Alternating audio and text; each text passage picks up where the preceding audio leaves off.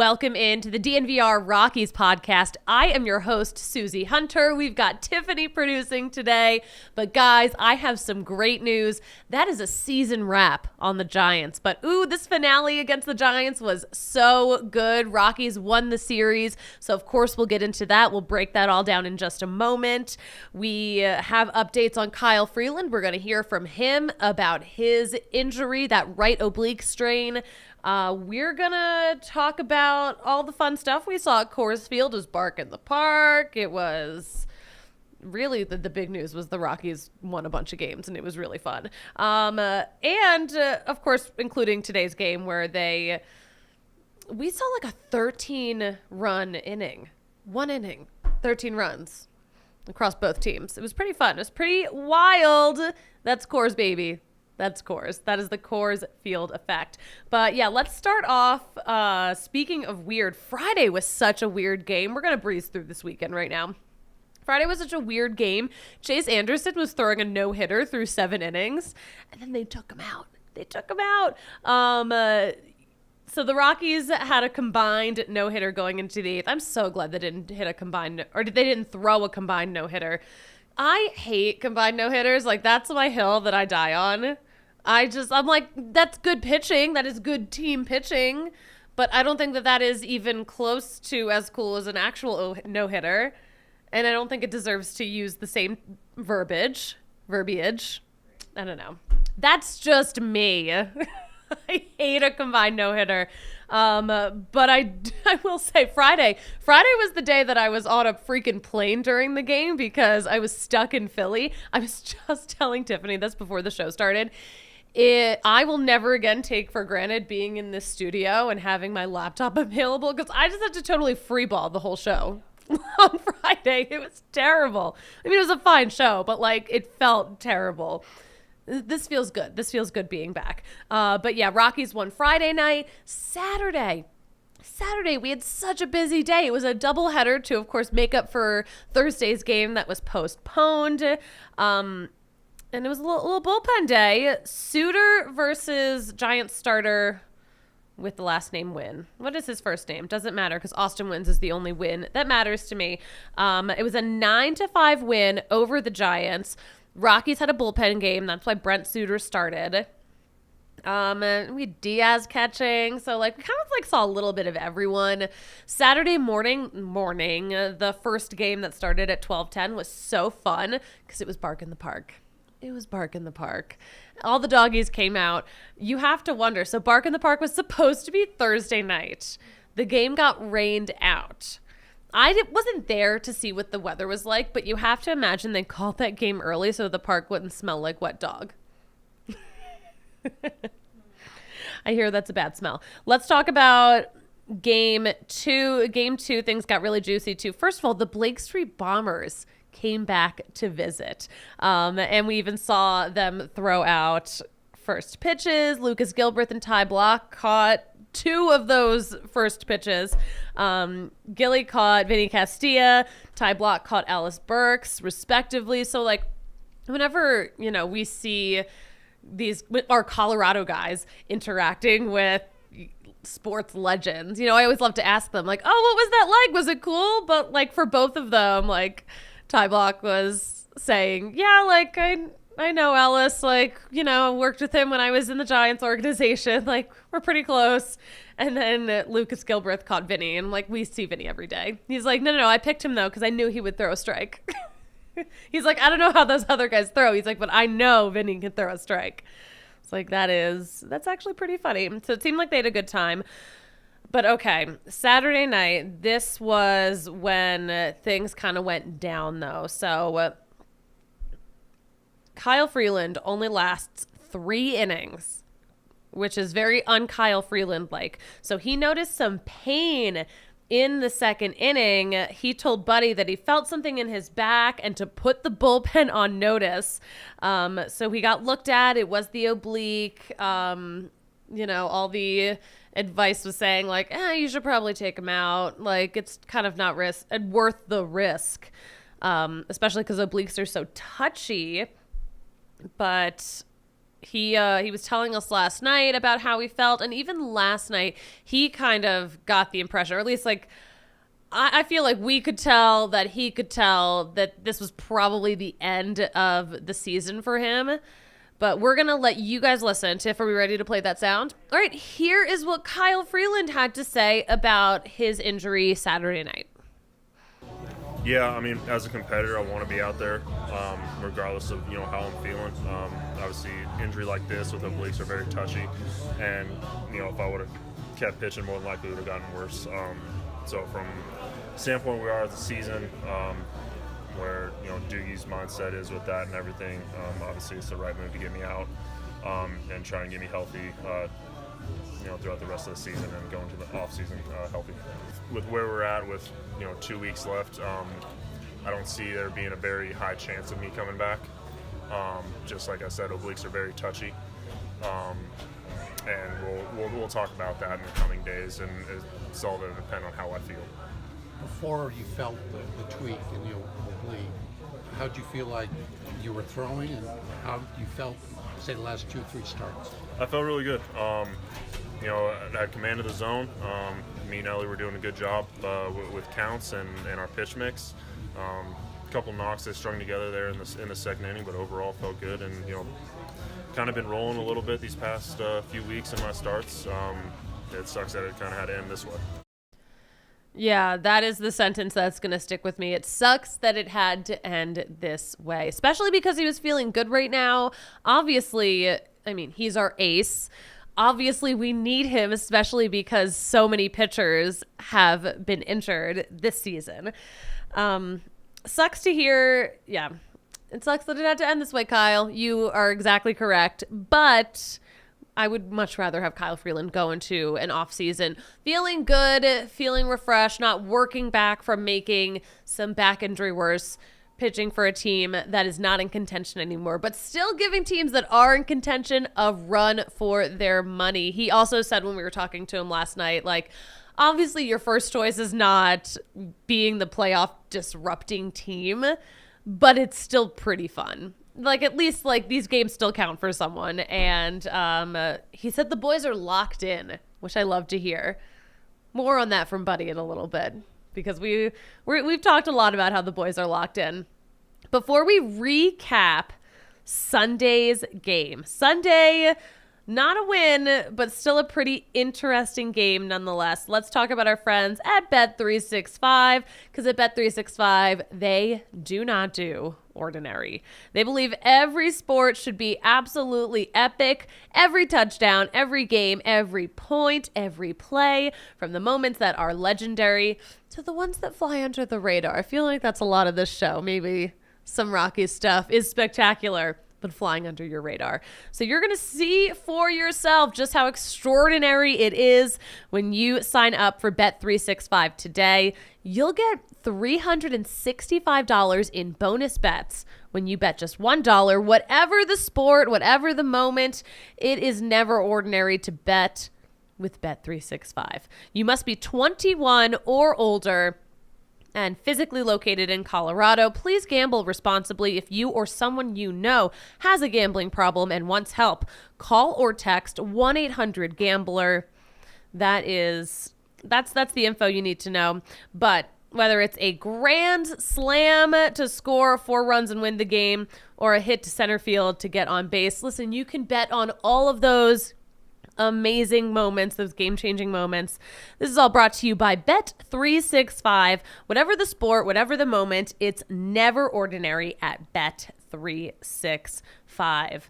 And it's never ordinary, I feel like, with Fubo either, because you are going to get the most Colorado sports for the lowest price. And you know how it is almost impossible to watch Colorado teams play in Colorado between one provider, the other. Fubo's not beefing with anyone. Fubo TV, 140 plus live channels with sports, shows, movies, news, and stuff that happens in Colorado. You can stream live TV from any device, watch the most Colorado sports for the lowest price, and you can start watching immediately with their free trial. No contract, no cable, no hassle. Just sign up and start watching. And you're going to get 1,000 hours of cloud DVR included, not an extra charge. And not to mention, listen, we're all busy. We all travel now. You can watch your local teams while you're traveling. They've got college football, including Pac-12, University of Colorado. They've got NFL. We were watching the Broncos just now. That was a heartbreaker. They've got it all. They've got all the sports, all the events, you name it, they got it. You can watch all of your favorite college football and NFL games with Fubo. Go to www.fubo.com/DNVR and sign up and you're going to get 15% off with that code using that code DNVR off your first month of Fubo Pro.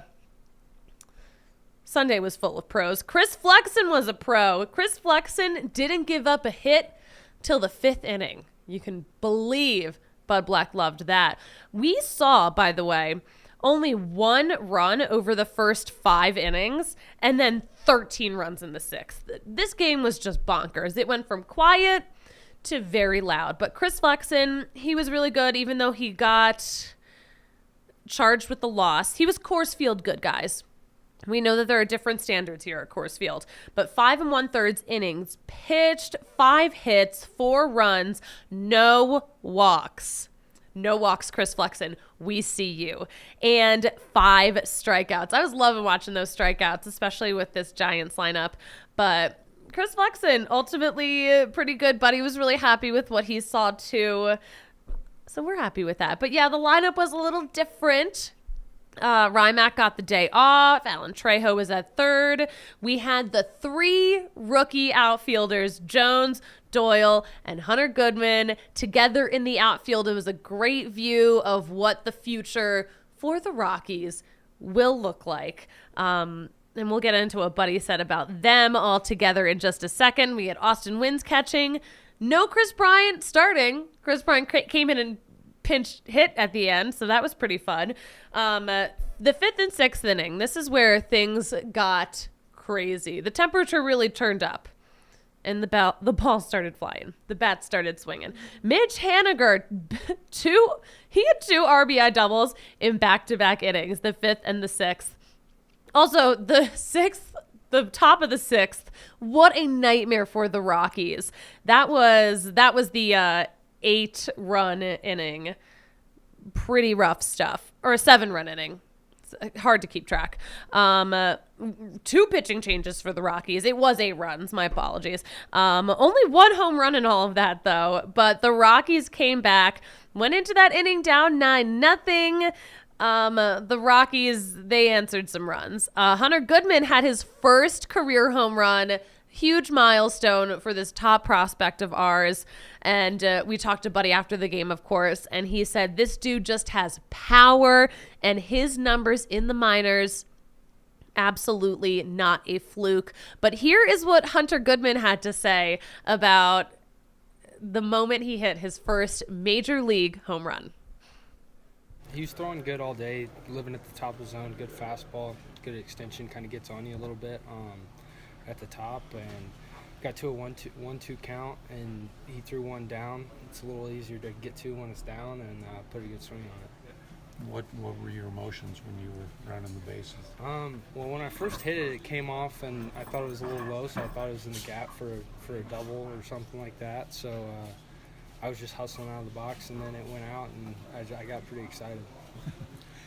Knowing power's been your minor league calling card, how good did it feel to finally get the first one here? Yeah, I think it was good to finally get the first one. I mean, as much as you want to say that it doesn't wear on you, or you're not thinking about it, it's always in the back of your mind. You're like, when's it going to happen, or something like that.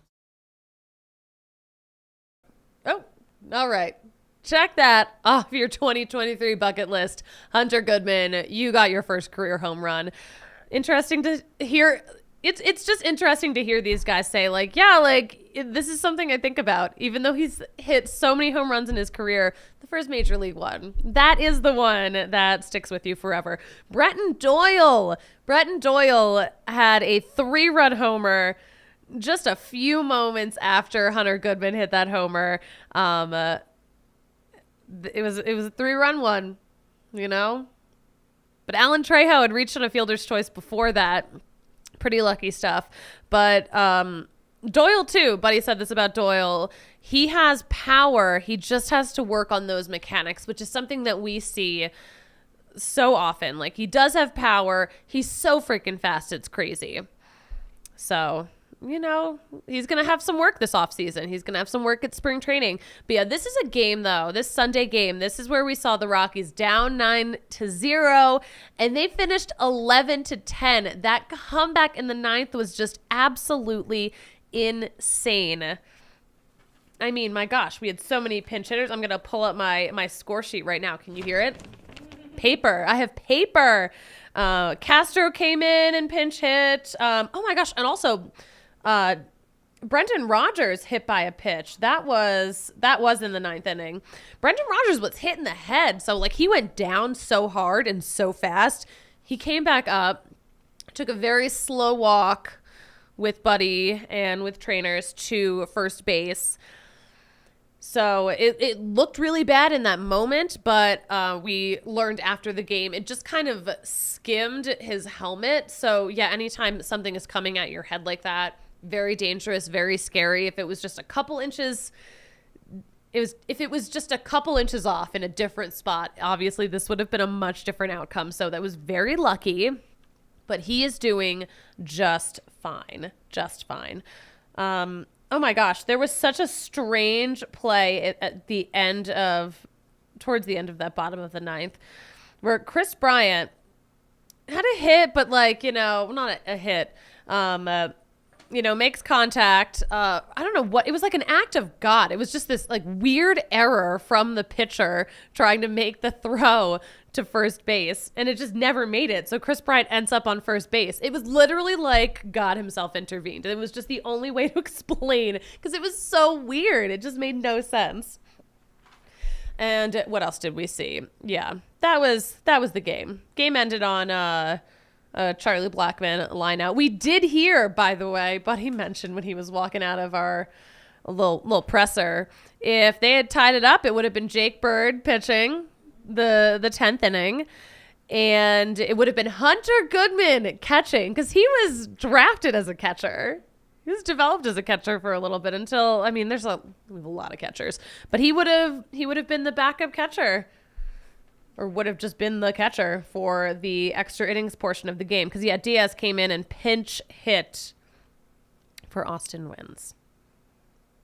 Excuse me as I clear my throat. We're going to get into some of our favorite moments of the weekend and some Rockies news too, because we have a lot of injury updates to get into. But first, let's talk about Backus and Shanker, our favorite lawyers, because they are helping Colorado families when they've been dealing with serious injuries here in Colorado. They've been doing it for a long time, more than 25 years. And y'all know it is totally free until they win money for your case. So you can call them up. You can consult with them. They will tell you if you have a case or not. And if you do, they're going to take it on, and they're not charging you a dime until they win money for you. They've won a lot of money, you guys. Over $1 billion for their clients. They've got neighborhood offices all over Colorado. And Backus and Shanker has the strength and power to win your case, too, with their more than 30 lawyers and more than 100 staff. So here's what you're going to do. If you are in need of these services, you're going to call the easiest phone number in Colorado to remember, 222-2222. All Tulo's, a dude we did not see at any of the 30th anniversary events at Coors Field. But when you're hard at work, you think of Tulo, you think of all those twos. Call Backus and Shanker and find out if you have a case for free, because Backus and Shanker wins. They just win. Let's talk about FOCO too. FOCO's got all the drippiest drip for football season. They've got the Broncos overalls. I will add, they have normal stuff too. Like if you're sitting there, you're like, I can't pull off Broncos overalls. They have like nice polos. I have a very cute Rockies tank top that I wear all the time. That's from Foco. They are the leading manufacturer of sports and entertainment merch. They've got apparel, accessories, novelty items, the bobbleheads, and they've got the overalls that everyone is just so obsessed with in this office. There are teams that bought all the Foco overalls for their respective team. If the Rockies had overalls, I would have already bought them. There are no Rockies overalls. But other than that, I am just obsessed. But yeah, they've got the Hawaiian shirts, the straw hats. Oh, the straw hat's a good one too. That was like so my vibe this summer. Polos, bags, basically everything you need for the game. So Foco always has our back for Colorado sports. They have yours too. We have a code. It's DNVR. Use that promo code. You are getting 10% off all non-presale items. Thank you for bearing with me. Use code DNVR, 10% off. Such a great deal. Tiago, thank you for complimenting my voice. Okay, so Tiago could not watch the game. Watching soccer. Oh, you're watching your soccer team play the National Cup finals. Okay, congratulations. Yeah, we were all hoping for a comeback. The Rockies were in it, and that's the thing we've heard from these guys when we talked to them after, the losses, because obviously we were coming off a pretty rough losing streak, up until this weekend. But these guys have just been fighting tooth and nail for these games, even though the Rockies are not in it. But it's still a group of young guys who are trying to make names for themselves, trying to, learn how to be major leaguers, just figuring out the ins and outs of this, because it's not easy out there. But as they're, fighting tooth and nail out there every game, excuse me, they have been saying after the game, like, we've been in these games. Like, and this game today, Sunday, was a great example of how, they will fight. They will come back. And, they really had a chance today. So this was a fun game. Even though it was not a win, it was still a really fun game. I think it's a little more fun because they're coming off a 5-game winning streak, which they, by the way, have not won 5 in a row all season until this weekend. Perfect timing. That's why the Rockies are the ultimate playoff disruptors. They do this every season in September, where it's like, we're hobbling to the finish line. We're not in it, but my God, we're going to ruin your life if you think you're in it. Just fight us out of the 100 losses, please. They would have to go on a crazy run to avoid 100 losses, although they did chip away at the negative parts of their record. I think I did the math yesterday, and they're on pace to lose 102 right now, which is an improvement because earlier this week they were on pace to lose 105. So these are great developments. The Rockies are at, I think this is loss number 93. Where's this 92? Oh, that was 92. So listen, we have how many games left?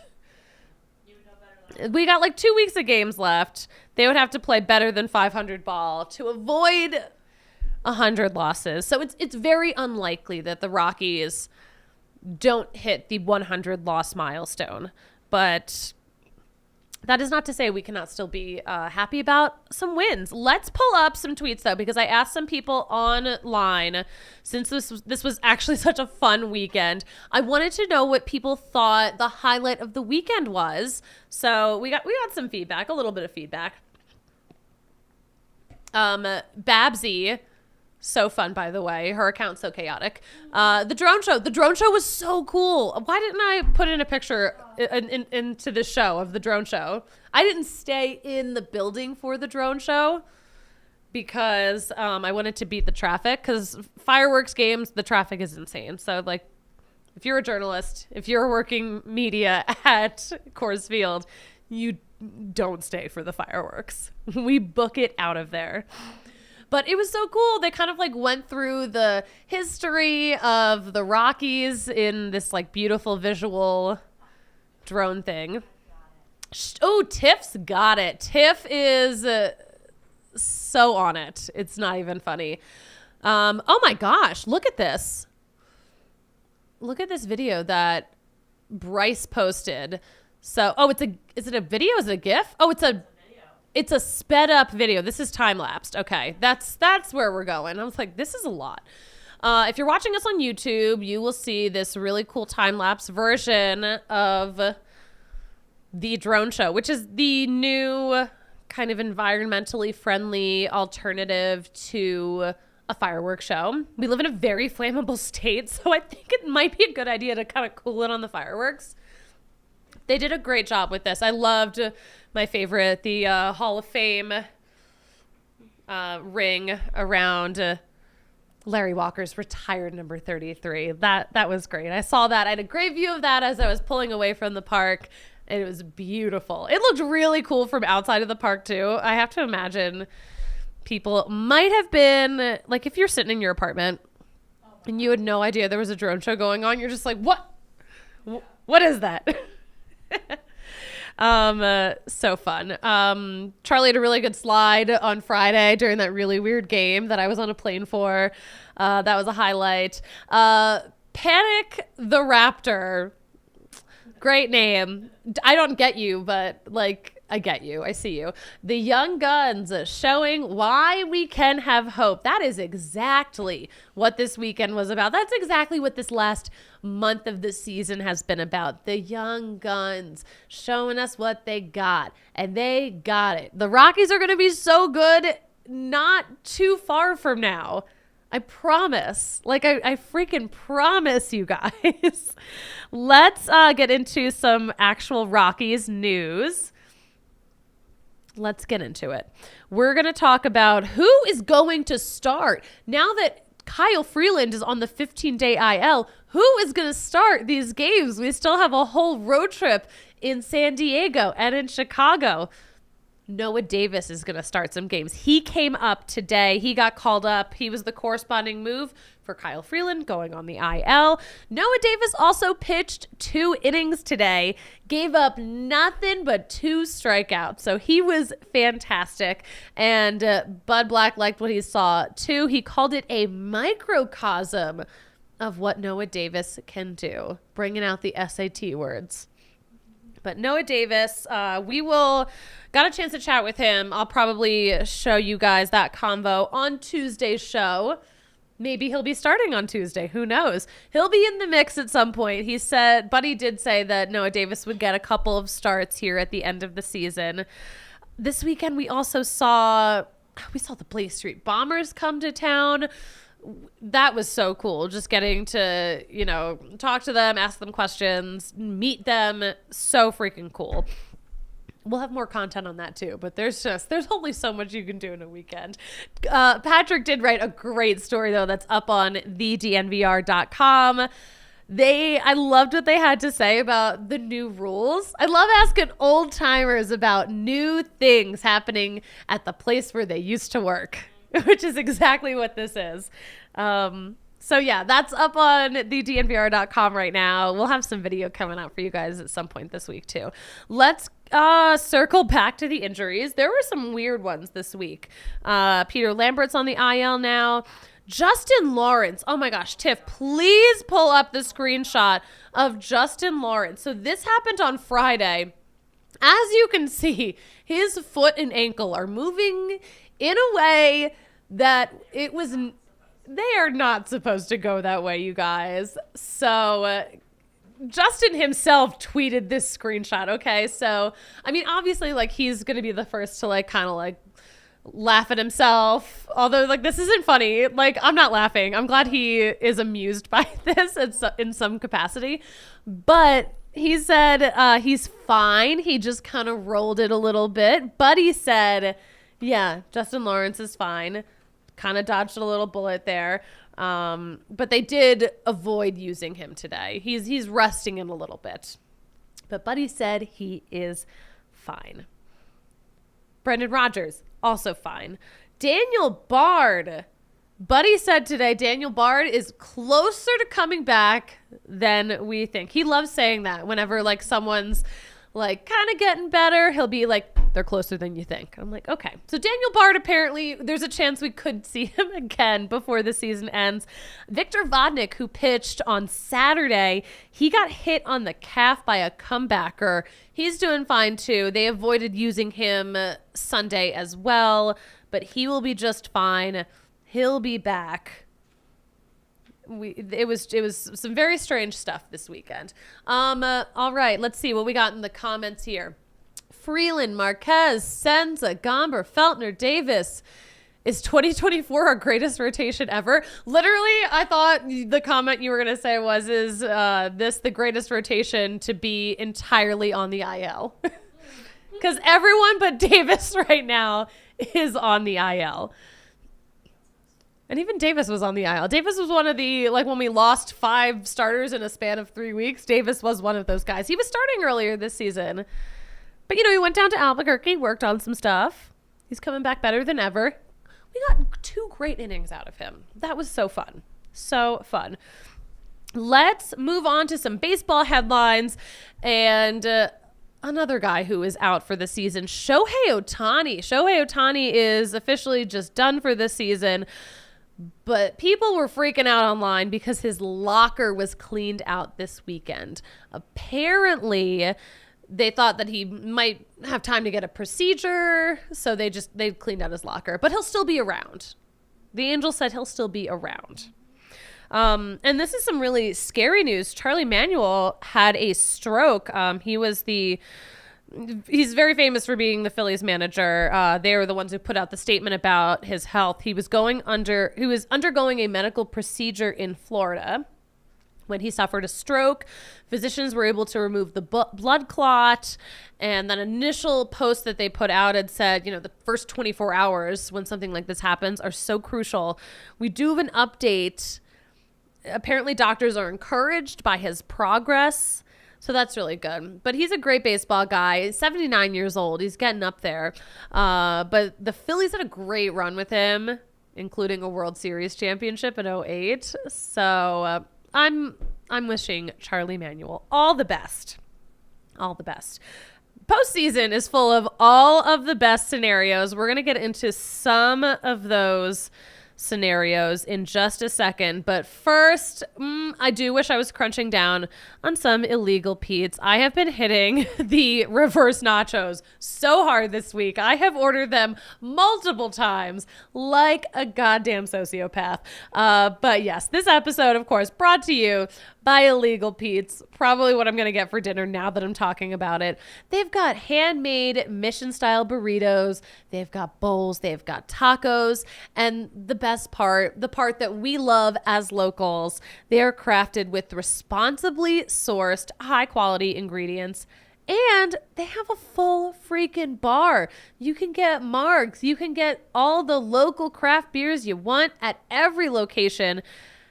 And they've got happy hour 3 p.m. to 8 p.m. every day, all 12 locations. That is such a long happy hour. That is so many hours. So much fun. But Illegal Pete's, they are the go-to spot for burritos, buddies, and beer for 28 years. So good. This is how I get sucked in. The ad reads are actually just for me. They're actually putting those ad reads in to target me specifically. To come in and buy some Peeps. All right, let's talk about the National League West. What is going on out there? Because the Rockies won on Saturday night and the Dodgers won on Saturday night, the Dodgers officially are National League West champions once again. So the Rockies won, but unfortunately it was also like a little bit of a Rockies loss. Not that we were going to win the division, but still. It just hurts. It just hurts that they keep winning it. This is like their 11th straight playoff appearance, too. So that's a pretty long streak. The good news, though, Rockies are continuing to be playoff disruptors. But, of course, they can't do anything to affect the Dodgers. So the next homestand we have here at Coors Field kicks off with the Dodgers, also a doubleheader. But those games just won't matter for anyone. Not for a damn person. Let's see. With Cleveland's win today, the O's have officially clinched a postseason appearance, and they are neck and neck at the top of the American League East. So that's fun for them. That is really fun for them. And our friend of the pod, Danielle Allentuck, who now covers the Orioles for the Baltimore Banner, she had tweeted out that the guys who had survived the rebuild, the players who had survived the rebuild, were all, the very few in between, were pretty excited that they clinched this postseason appearance because they finally did it. Who told us we couldn't have an impact on the National West contention? We're doing it. We're doing it. The Padres are they officially out of it, or are they not officially out of it? I actually don't know. Maybe they are. They might as well be, but that's where we're heading next. Let's preview this series. We don't have any projected pitchers for the Rockies side or the Padres side, so it's going to be a good one. Just pick a guy, any guy at all. But we've got 3 in San Diego. We've got 3 more in Chicago after that. San Diego, we have not been there since, I guess, opening weekend, because we only do 2 trips out to each division opponent now. So we saw San Diego at the beginning of the season. That's where the Rockies opened the 2023 season. Now we're heading back here at the end. Things, a lot has changed. The Padres actually had some hope back then. They're a disaster now. And I can say that because this is a podcast, not a news report. But also, I think I would say that on a news report. But yeah, no projected starters yet. But listen, as we close out this show, let's talk about all the amazing things coming up here with DNVR.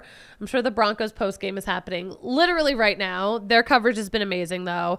Patrick will be back Monday at 1 o'clock to preview this Padres series. I'm like forgetting who we're facing because we keep facing the same teams over and over again.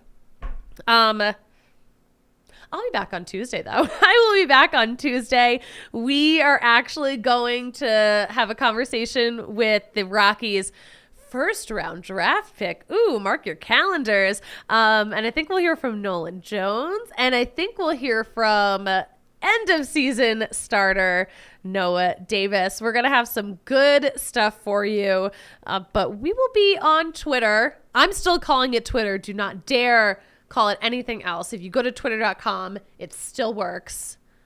I freaking hate the world we live in. All right, follow us at DNVR_Rockies. Tiff, where can we follow you? She doesn't have a mic. She's Tiff. Is it Tiff_Tano? Yep, sure is. Tiff with 2 Fs _Tano. TANO. Wow, no, you haven't had a mic this whole time? No. I just assumed that you got it. I just sound like I'm actually talking to... There's no proof that I'm not talking to myself in a room right now. There's literally no evidence that I'm not just talking to myself. All right. Yeah. Follow me at the Suzie Hunter on all platforms. And you know what I like to say about closing out a show? What does she like to say? There's no way to close out a show. I will talk to you guys on Tuesday. But Patrick will talk to y'all on Monday. See you later.